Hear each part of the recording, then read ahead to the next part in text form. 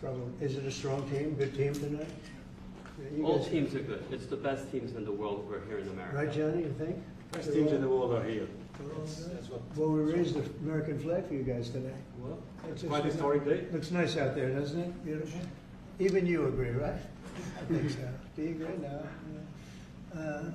Most of you agree. So, do you have any questions, please? Do you know the latest on the evacuations out of Israel, Mr. President? Have No. you been updated on that? No, we're having a meeting in an hour. Have a meeting downstairs in 1 hour. Yeah.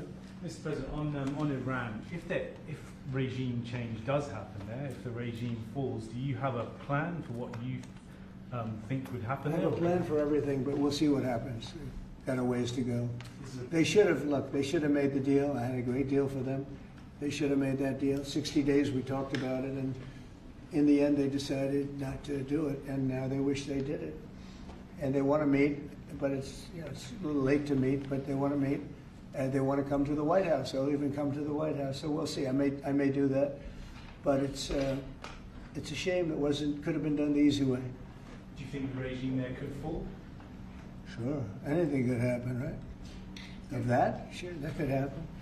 Yeah, Mr. please.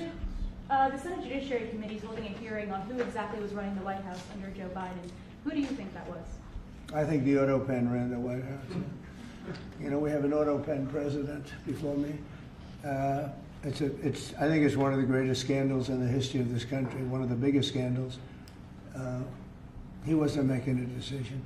He was never for open borders where people came in from all over the world, from prisons and gangs and drug dealers and all of that, the mentally insane. He was never for that. He was never for open borders, and he was never for, if you think, he was never for transgender for everybody, or men playing in women's sports.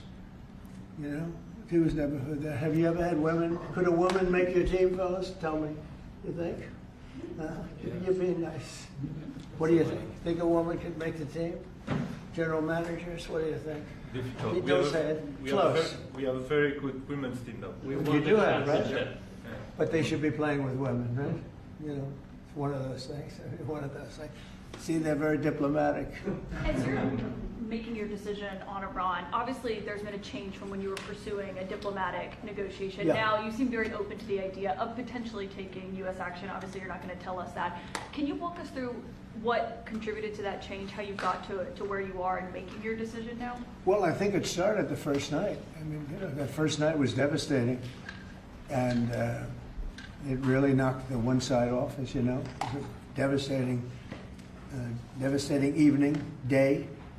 And it's pretty much proceeded that way. I have a meeting in the war room in a little while, situation room, as some people call it. So we're going to meet. We're going to see. We're in the midst of it. It's a terrible thing. I hate to see it. I hate to see all that death. So much death and destruction, but death primarily. That's what I hate to see. Does that mean you haven't made a decision yet on what to do? Or I have ideas as to what to do, but I haven't made a final. I like to make the final decision 1 second before it's due, you know, because things change. I mean, especially with war, things change with war. It can go from one extreme to the other. War is very bad. There was no reason for this to be a war. There was no reason for Russia, Ukraine. A lot of wars there was no reason for. You know? You look right up there, I don't know, see the Declaration of Independence, and I say, I wonder if you know, the Civil War, it always seemed to me maybe that could have been solved without losing 600,000 plus people. So a lot of, it's very sad to see. It's very sad to see what's happening. But with that being said, I would say right now, Israel, from the standpoint of winning a war, is doing pretty well. Yeah, please. Mr. President, in your meeting today with the Chief of Staff of the Pakistani Army, did you talk about Iran?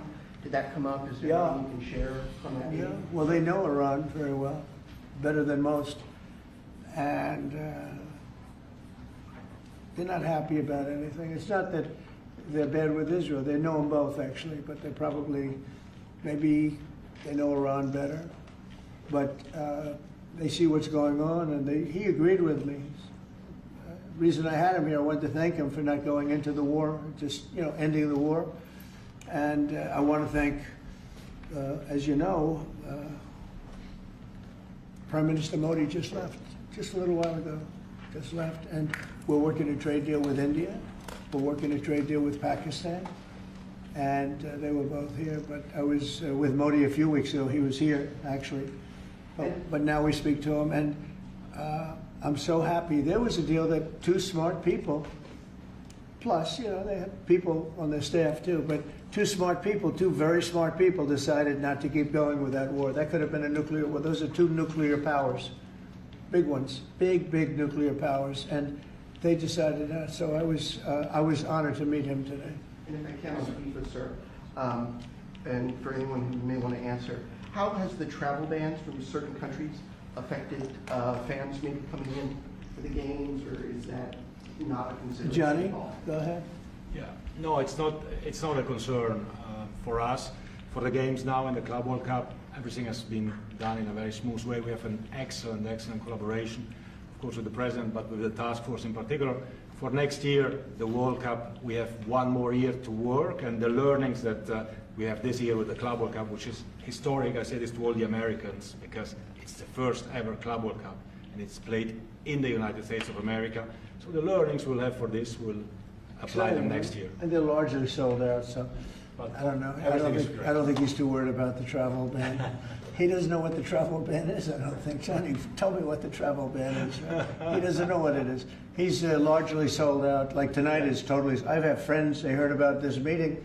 They said, can you give me tickets? I don't know if I can get tickets. He won't give them to Well, me. we can speak Maybe about it. John will give them to me. Yeah, please. Mr. President, two questions, if I could. One about Iran and then one domestically. With Iran, what's your message to Americans both here and abroad who are not only concerned about the U.S. potentially getting involved in another conflict in the Middle East, but worry about the potential for retaliation here at home? Yeah, well, I don't want to get involved either, but I've been saying for 20 years, maybe longer, that Iran cannot have a nuclear weapon. I've been saying it for a long time. And I think they were a few weeks away from having one. And they had to sign a document. I think they wish they signed it now. It was a fair deal. And now it's a harder thing to sign, you know. It's a lot of water over the dam. But, you know, it's very, I say it very simply. Iran can't have a nuclear weapon. Too much devastation. And they'd use it, you know, I believe they'd use it. Others won't use it, but I believe they'd use it. So that's it. It's very simple as far as I'm concerned. They can't have a nuclear weapon. And then domestically, Missouri Senator Josh Hawley came out this week as the lead sponsor of the bill to raise the federal minimum wage to $15 an hour. It stands out because he's a Republican. There's still 20 states that have it at $7.25.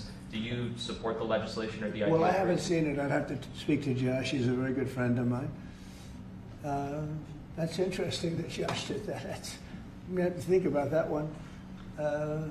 Some people agree with it, some people don't. You know, some people say it really turns away business. Restaurants close, and a lot of things happen. Other people agree.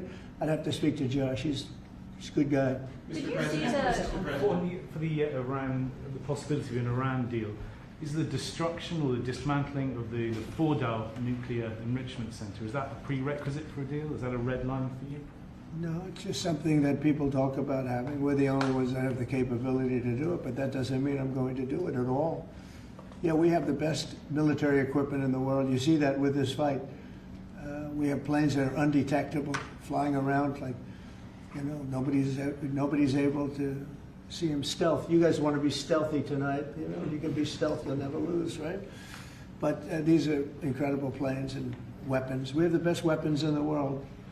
By far, nobody close, and I mean, certain countries take advantage of that. Israel has incredible weaponry, so we'll see what happens. I've been asked about it by everybody, but I haven't made a decision. Mr. President, you talked earlier today about having daily conversations with Prime Minister Netanyahu. Yeah.